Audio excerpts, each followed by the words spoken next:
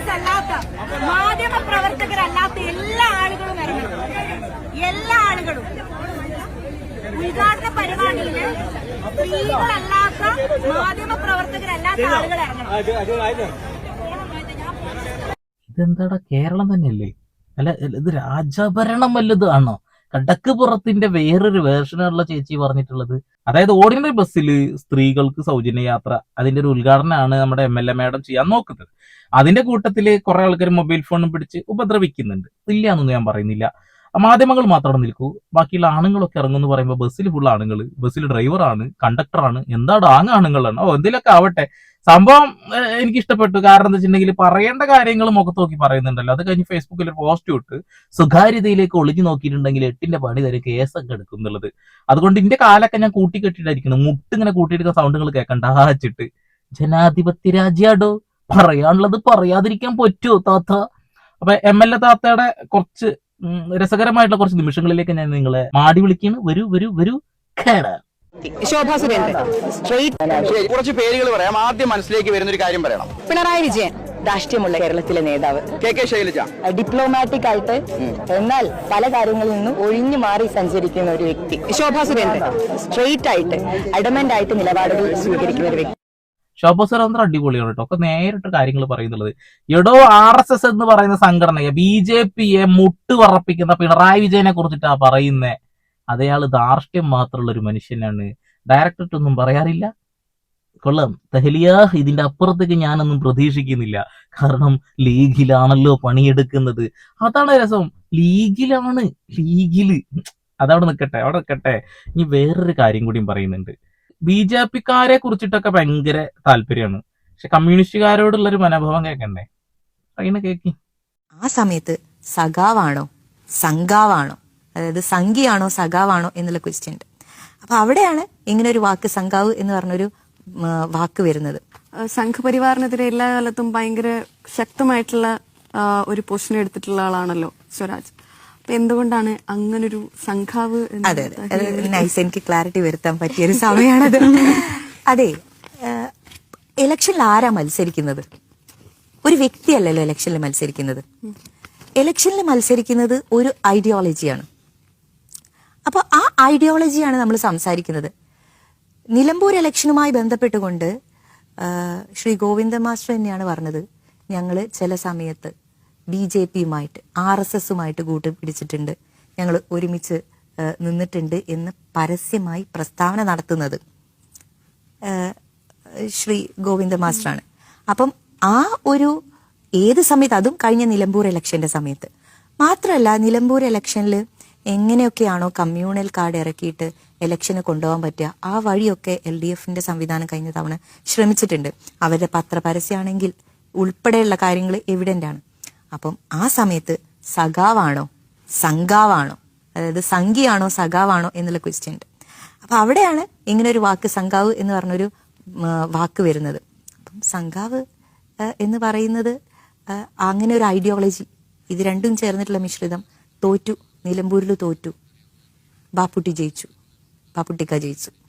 ആ സംഭവമാണ്. അത് വ്യക്തിപരമായിട്ട് എടുക്കുക എന്ന് പറയുമ്പോൾ അങ്ങനെ വ്യക്തിപരമായിട്ട് കാണേണ്ട കാര്യമല്ല. അത് ഐഡിയോളജി. ഇതിനെ കുറച്ചുകൂടെ സംഘാവ് എന്ന് പറഞ്ഞ വാക്കിന്റെ അപ്പുറത്തേക്കുള്ള റീഡിങ്ങിലേക്ക് കൊണ്ടുപോകാൻ പറ്റുക. No, never. പൊളിറ്റിക്സിൽ നമ്മൾ പറയുന്ന കാര്യങ്ങളൊക്കെ പേഴ്സണൽ ആയിട്ട് എടുക്കരുത് എന്നുള്ളതാണ് ഞാൻ പഠിച്ച ആദ്യത്തെ പാഠം. നല്ല കാര്യം, പാടാണ്, നല്ല പാടാണ് കേട്ടോ. എന്താണ് മുസ്ലിം ലീഗിന്റെ ഐഡിയോളജി? മതം പറഞ്ഞു വോട്ട് വാങ്ങുന്ന ഏത് രാഷ്ട്രീയ സംഘടനയാണ് കേരളത്തിലുള്ളത്? ഒന്ന് BJP, ഒന്ന് മുസ്ലിം ലീഗ്. ഇതിൽ CPIM മതം പറഞ്ഞ് എന്നാണ് വോട്ട് വാങ്ങിയിട്ടുള്ളത്? എങ്ങനെയാണ് വോട്ട് വാങ്ങുക? മതം പറഞ്ഞിട്ട് വാങ്ങാൻ കഴിയില്ല. കാരണം ഇടതുപക്ഷ ജനാധിപത്യ മുന്നണിയിൽ ജാതിമത വർണ്ണവർഗ വിവേചനങ്ങൾ ഇല്ല എന്നുള്ളതാണ്. മാനവികതയുടെ കാവൽക്കാരാണ്, മനുഷ്യത്വം മാത്രമാണ് അവിടെ പറയുന്നത്. പക്ഷെ സമുദായത്തിന്റെ പേരിൽ പ്രവർത്തിക്കുന്ന മുസ്ലിം ലീഗിൽ ഇരുന്നു കൊണ്ടാണ് താത്ത പറയുന്നത്. M സ്വരാജിനൊക്കെ കുറ്റം പറയാൻ എന്ത് യോഗ്യതയാണ് അവർക്കുള്ളത്? RSSനെ കുറിച്ചിട്ട് എന്തെങ്കിലും പറയുമ്പോൾ മുട്ട് പറക്കുന്ന ലീഗുകാരെ പോലെ അല്ല M സ്വരാജ് ഒന്നും. പറയേണ്ടത് പറയും. അത് ആദ്യം ചേച്ചി മനസ്സിലാക്കുക എന്നുള്ളതാണ്. ഇനി BJPയുടെ വോട്ട് വാങ്ങിയിട്ടാണെങ്കിലും ജയിച്ചാൽ മതി എന്ന് പറയുന്നത് അത് ഇടതുപക്ഷ ജനാധിപത്യ മുന്നണിയാണോ? കേട്ടോക്കിയാലോ, കേക്കാം. നമുക്ക് വോട്ടാ വേണ്ടത്. അത് ഒരു ബൂത്ത് കമ്മിറ്റി അറിഞ്ഞോ, മണ്ഡലം കമ്മിറ്റി അറിഞ്ഞോ, മറ്റേ കമ്മിറ്റി അറിഞ്ഞോ എന്നുള്ള പ്രശ്നമല്ല. നമുക്ക് വോട്ട് വേണം. അതിന് നമ്മുടെ ആളുകളൊക്കെ വോട്ട് ചെയ്യണം. ഈ വോട്ട് ചെയ്യാൻ തയ്യാറുള്ള ആളുകളൊക്കെ നമുക്കാണ്. BJP-ക്കാരെ നമുക്ക് വോട്ട് ചെയ്യാൻ തയ്യാറാണെങ്കിൽ ആ BJP-ക്കാരനെ ഞാൻ പോയി കാണാൻ തയ്യാറാണ്. നമുക്ക് നമ്മുടെ സ്ഥാനാർത്ഥിയെ ഏൽപ്പിക്കണം. നമുക്ക് അങ്ങനല്ല. വിപിൻ സി വിജയൻ ചേരുകയാണ് കൂടുതൽ വിവരങ്ങളുമായി. വിപിൻ, ലീഗിന് ഇതെങ്ങനെ രാഷ്ട്രീയമായി വിശദീകരിക്കാൻ സാധിക്കും? ഇതിൽ പറയുന്നത് പോലെ തന്നെ BJP-ക്ക് വോട്ടാണ് പ്രധാനം. ആ വോട്ടിന് വേണ്ടി അത് ബൂത്ത് മണ്ഡലം കമ്മിറ്റി എന്നൊന്നുമില്ല. വോട്ട് നേടുക, സ്ഥാനാർത്ഥിയെ വിജയിപ്പിക്കുക എന്നുള്ളതാണ്. അതുകൊണ്ട് തന്നെ BJP-ക്കാർ വോട്ട് ചെയ്യാൻ തയ്യാറാണ് എന്നുണ്ടെങ്കിൽ അവരെ നേരിട്ട് പോയി കാണാനും തയ്യാറാണ് എന്ന് ലീഗിന്റെ ജനറൽ സെക്രട്ടറി തന്നെ പറയുകയാണ്. CPM ആ കാലത്തും അതിനു മുൻപൊക്കെ കോലിബി സഖ്യം എന്നുള്ള ആരോപണമൊക്കെ ഉന്നയിക്കാറുണ്ട്. അതുകൊണ്ട് തന്നെ ഇത് ലീഗ് സംസ്ഥാന നേതൃത്വം ഇക്കാര്യത്തിൽ വിശദീകരിക്കേണ്ടി വരും. PMA സലാം തന്നെ ഇക്കാര്യത്തിൽ ഒരു വിശദീകരണം കൊടുക്കേണ്ടി വരും. BJP-ക്കാരെ നേരിട്ട് പോയി കാണാമെന്ന് ലീഗിന്റെ ജനറൽ സെക്രട്ടറി പറയുമ്പോൾ അത് കൂടുതൽ പ്രതിരോധത്തിലാവും മുസ്ലിം ലീഗ് എന്നുള്ള കാര്യം ഒരു വസ്തുതയാണ്. നമുക്ക് വോട്ടാണ് വേണ്ടത്, ആരാച്ച തെയ്യട്ടെ, നമുക്ക് ജയിച്ചാ പോരെ എന്നുള്ളത്. പിന്നെ ഒരു കാര്യം, അടിയുറച്ച് CPM-ൽ വിശ്വസിക്കുന്ന ഒരാള് BJP-ക്ക് വോട്ട് ചെയ്യില്ല.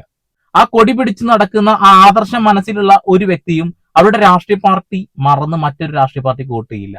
ഇനി ഇടതുപക്ഷമാണെന്നുണ്ടെങ്കിലും വലതുപക്ഷമാണെന്നുണ്ടെങ്കിലും മതം പറഞ്ഞ് വോട്ട് വാങ്ങുന്ന മുസ്ലിം ലീഗ് ആണെങ്കിൽ പോലും ആരുടെയൊക്കെ വോട്ട് വാങ്ങിയിട്ടാണ് ജയിക്കുന്നതെന്ന് അവർക്ക് പോലും അറിയില്ല എന്നുള്ളതാണ്. അത് ആദ്യം മനസ്സിലാക്കുക. അതിന്റെ അപ്പുറത്തേക്കൊന്നുമില്ല. ഇനി ഫാത്തിമ തെഹലിയ മുൻപ് ഉയർത്തിപ്പിടിച്ചൊരു വലിയ വിഷയമുണ്ട്. ആ വിഷയത്തിലേക്ക് വിരൽ ചൂണ്ടിയിട്ടില്ല എന്നുണ്ടെങ്കിൽ ഇപ്പൊ ഈ വീഡിയോ ചെയ്യുന്നതുകൊണ്ട് ഒരു അർത്ഥമില്ല. കാരണം കറക്റ്റ് സമയത്ത് തന്നെയാണല്ലോ ഇപ്പൊ നമ്മൾ വന്നു നിൽക്കുന്നത്. ഏത് അത് ഹരിതയുടെ കാര്യം പറയാം. ഇപ്പം ഹരിതയിൽ കുറച്ച് വിവാദങ്ങൾ ഉണ്ടാകുന്നു, പ്രശ്നങ്ങൾ ഉണ്ടാകുന്നു, പിന്നെ അത് പിരിച്ചുവിടുന്നു, ആകെ പ്രശ്നമാകുന്നു, പിന്നെ വീണ്ടും തിരിച്ചു വരുന്നു. ആ ഒരു സംഭവങ്ങൾ എന്തൊക്കെയായിരുന്നു സംഭവിച്ചത്, എങ്ങനെയാണ് അതൊന്ന് ഒതുക്കി എല്ലാം സെറ്റായി വീണ്ടും പാർട്ടിയിലേക്ക് തിരിച്ചു വരുന്നത്, എങ്ങനെയാണ് വിവാദം പ്രോപ്പർലി അത് എന്തായിരുന്നു? എനിക്ക് തോന്നുന്നു അത് നമ്മൾ വീണ്ടും വീണ്ടും പറയേണ്ട കാര്യമില്ല. കാരണം എന്താ അറിയോ, പല ആൾക്കാരും അതിനെ പല രൂപത്തിൽ ഡിഫൈൻ ചെയ്ത് വെച്ചിട്ടുണ്ട്. ഞാനോ അല്ലെങ്കിൽ എൻ്റെ കൂടെയുള്ള ആൾക്കാരോ പറഞ്ഞു വെച്ച കാര്യങ്ങളും അല്ലാത്തതൊക്കെ സ്ക്രീനിൽ ഇപ്പം ഉണ്ടല്ലോ.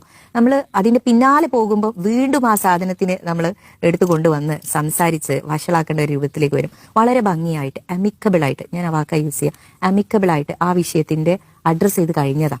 പിന്നെ നമ്മൾ അതിലേക്ക് വീണ്ടും സംസാരിച്ച് പോകണ്ട എന്നാണ് എനിക്ക് തോന്നുന്നത്. ഒരിക്കലും പേടിയല്ല. ഞാൻ ചില സമയത്ത് നമ്മൾ ചില കാര്യങ്ങളിൽ കാണിക്കേണ്ട ജാഗ്രത, നിങ്ങൾ അതിനെ ജാഗ്രത എന്ന് വിളിച്ചോളൂ, ഞാൻ ആ ജാഗ്രത കാണിക്കുന്നത് മാത്രം. ഇപ്പം ഒരു വിഷയം വന്നാൽ ആ വിഷയത്തിന് ഇങ്ങനെ തീർക്കാൻ പറ്റുള്ളൂ എന്നുള്ള വാശി പലപ്പോഴും പല ആളുകളിലും കാണാറുണ്ട്. ആ ഒരു എന്താ പറയാ, കസ്റ്റമറി രീതി ഒന്ന് മാറ്റണം എന്ന് തോന്നിയിട്ടുണ്ട്. ഒരു വിഷയം വരുമ്പം ആ വിഷയത്തിന്റെ പരിഹാരം എന്താണ്, ആ വിഷയത്തിൽ എൻഗേജ് ചെയ്ത ആൾക്കാർക്ക് അറിയാതെ എന്താണ് പരിഹാരം വേണ്ടത്, അതുമായി ബന്ധപ്പെട്ടിട്ടുള്ള ആൾക്കാർക്ക് അറിയാം. അപ്പൊ അതിനൊക്കെ വളരെ ഭംഗിയായിട്ട് പരിഹരിച്ചിട്ട്, പിന്നെ ഞാൻ ആ വിഷയത്തിൽ ഒരു നിലപാടെടുത്ത ആളാണ്. ആ നിലപാട് ഞാൻ തുറന്നു പറഞ്ഞ ഒരാളാണ്. ആ നിലപാട് പിന്നെ മാറ്റേണ്ടി വന്നിട്ടുണ്ടോ? ഒരിക്കലും മാറ്റേണ്ടി വന്നിട്ട് ഞാൻ മാറ്റിയതായിട്ട് എവിടെയും കാണാനും പറ്റില്ലല്ലോ നിങ്ങൾക്ക്. ബാക്കിയൊക്കെ നമ്മൾ ഈ വായുന്ന് ഇങ്ങനെ ആളുകൾ പറയുന്നത് കേൾക്കുകയാണ്. അത് അങ്ങനെയാണല്ലോ, ഇങ്ങനെ തീരുമാനം എടുത്തല്ലോ. എൻ്റെ റൈറ്റിങ്ങിലോ എൻ്റെ മൗത്തുനിന്നോ അത്തരത്തിലുള്ള ഒരു തീരുമാനങ്ങളോ കാര്യങ്ങളോ പറഞ്ഞതോ കേട്ടതോ ആയിട്ടുണ്ടെങ്കിൽ അതല്ലേ ആളുകൾ ഏറ്റവും ഫസ്റ്റ് വിശ്വസിക്കുകയും കേൾക്കുകയും ചെയ്യേണ്ടത്. അപ്പൊ അത് ഞാൻ പറഞ്ഞത്, വീണ്ടും വീണ്ടും ആ ടോപ്പിക്കിൽ നമ്മൾ സംസാരിക്കുമ്പോൾ it is not going to end. നമുക്കൊരു വിഷയത്തിൽ നിന്ന് അപ്പുറത്തെ വിഷയത്തിലേക്ക് പോകണ്ടേ, അടുത്ത വിഷയത്തിലേക്ക് സംസാരിക്കണ്ടേ. അപ്പൊ അടുത്ത വിഷയത്തിലേക്ക് കടക്കാം. പക്ഷെ എന്താണ് സംഭവം എന്ന് കുറെ ആൾക്കാർ മറന്നുപോയിട്ടുണ്ടാവും. അതുകൊണ്ട് വിശദീകരണം ആദ്യം കിടന്നോട്ടെ. എന്താണ് കിടന്ന് ഉരുളുന്നതെന്ന് കേൾപ്പിച്ചു തരാന്ന് മാത്രമല്ല ലക്ഷ്യം. വിഷയം മറന്ന ആളുകൾക്ക് ഓർമ്മിപ്പിക്കാൻ. അത് ഇനി ഏത് രാഷ്ട്രീയക്കാരാണെന്നുണ്ടെങ്കിലും ഓർത്തെടുക്കാൻ കഷ്ടപ്പെടണ്ട. കേട്ടോളി. ഹരിതയുടെ ലൈംഗികാധിക്ഷേപ പരാതിയിൽ MSF സംസ്ഥാന അധ്യക്ഷൻ PK നവാസ്. MSF സംസ്ഥാന അധ്യക്ഷൻ PK നവാസ് അറസ്റ്റിലായിരിക്കുകയാണ്. MSF സംസ്ഥാന പ്രസിഡന്റ് PK നവാസ് അറസ്റ്റിലായിരിക്കുന്നു. സ്ത്രീകൾക്കെതിരെ ലൈംഗിക ആരോപണങ്ങൾ ഉന്നയിക്കുക, സ്ത്രീത്വത്തെ അപമാനിക്കുക എന്നീ വകുപ്പുകളാണ് PK നവാസിനെതിരെ കുറ്റപത്രത്തിലുള്ളത്. ഈ വിഷയത്തിൽ പാർട്ടി ഒരു നടപടി സ്വീകരിച്ചാൽ ഒരു പക്ഷേ ഹരിതയിലുള്ള പല പെൺകുട്ടികളുടെയും ചിത്രങ്ങളും വീഡിയോകളും അവന്റെ കയ്യിലുണ്ട്.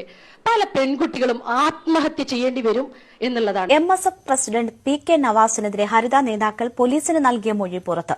മുൻ പ്രസിഡന്റ് നജ്മ തംഷിറ നൽകിയ മൊഴിയിൽ പറയുന്നു. പോലീസിനും കോടതിക്കും ഹരിത നേതാക്കളും ഒപ്പം തന്നെ MSFന്റെ മുൻ ദേശീയ പ്രസിഡന്റ് ഫാത്തിമ തെഹ്ലിയെ നൽകിയിരിക്കുന്ന മൊഴിയാണ്. അതായത് വേശ്യക്കും അവരുടെ കാര്യം വിശദീകരിക്കാനുള്ള അവസരം ഉണ്ടാകണമല്ലോ എന്ന് പറഞ്ഞാണ് തന്നെ പ്രസംഗിക്കാൻ വേണ്ടി വിളിക്കുന്നത്. ലൈംഗിക അധിക്ഷേപ പരാതി നേരിട്ട MSF സംസ്ഥാന പ്രസിഡന്റ് PK നവാസിനെയും പുറത്താക്കണമെന്ന് ET പറയുന്നു. നവാസ് വന്ന വഴി ശരിയല്ലെന്ന് പറയുന്ന ET മുഹമ്മദ് ബഷീറിന്റെ സംഭാഷണം. നവാസ് ഇപ്പൊ പുണ്യാളനാണല്ലോ. അതൊക്കെ എങ്ങനെ ഒതുക്കി തീർക്കാൻ ഞങ്ങൾക്കറിയാം. ഫാത്തിമ താത്ത പറഞ്ഞ നിങ്ങൾ കേട്ടില്ലേ? ഇതൊക്കെ പറഞ്ഞിട്ട് നമ്മളെ നെഞ്ചത്തോട്ട് കയറാൻ വരണ്ട. ഇതൊക്കെ സോഷ്യൽ മീഡിയയിൽ ഇപ്പോഴും കിടക്കുന്ന വീഡിയോ ആണ്. അതൊക്കെ ഒന്ന് ഏകോപിച്ചൂടെ കൊണ്ടുവന്നേ ഉള്ളൂ. ഇനി അത് വെക്കല്ലട്ട, കാലിപ്പോഴും കൂട്ടിക്കെട്ടിക്കണം, മുട്ട് കൂട്ടി വറക്കാതിരിക്കാൻ വേണ്ടിട്ടേ. അങ്ങനെ ഒരാള് ഈ ഒരു സംഘടന എതിരുള്ള പ്രവർത്തിക്കുന്ന എല്ലാ പെൺകുട്ടികളെയും നിയന്ത്രിക്കുന്നു. അദ്ദേഹത്തിനെതിരെ നടപടിയെടുക്കാൻ ഞങ്ങൾക്കുള്ള വിഷമം എന്ന് പറയുന്നത് നിങ്ങളടക്കമുള്ള പെൺകുട്ടികളുടെ ചിത്രങ്ങളും വീഡിയോകളും വരെ അദ്ദേഹത്തിന്റെ കയ്യിലുണ്ട്. അദ്ദേഹം അത് പ്രചരിപ്പിക്കും. ഇത് കേട്ട് എങ്ങനെയാണ് ഞങ്ങൾക്ക് മിണ്ടാതിരിക്കാനാവുന്നത്? എങ്ങനെയാണ് ഇതൊക്കെ കേട്ട് മിണ്ടാണ്ടിരിക്കാൻ കഴിയുക? ഇതൊക്കെ വലിയൊരു ഇതല്ലടോ ഇത്. എന്തായാലും എനിക്ക് ഇഷ്ടപ്പെട്ടു കേട്ടോ. ഇങ്ങനെ ധൈര്യത്തോടു കൂടി കാര്യങ്ങൾ പറയണം. ഇഷ്ടം പോലെ പെൺകുട്ടികളുടെ ഫോട്ടോസും മറ്റു കാര്യങ്ങളും ഉണ്ടായിട്ടും വിഷയം ഞങ്ങൾ അങ്ങ് പരിഹരിച്ചു. എന്താ കോടതി നിങ്ങളാണോ? വനിതാ കമ്മീഷൻ ഒന്നും ഉണ്ടായിരുന്നില്ലടോ ഈ നാട്ടില്?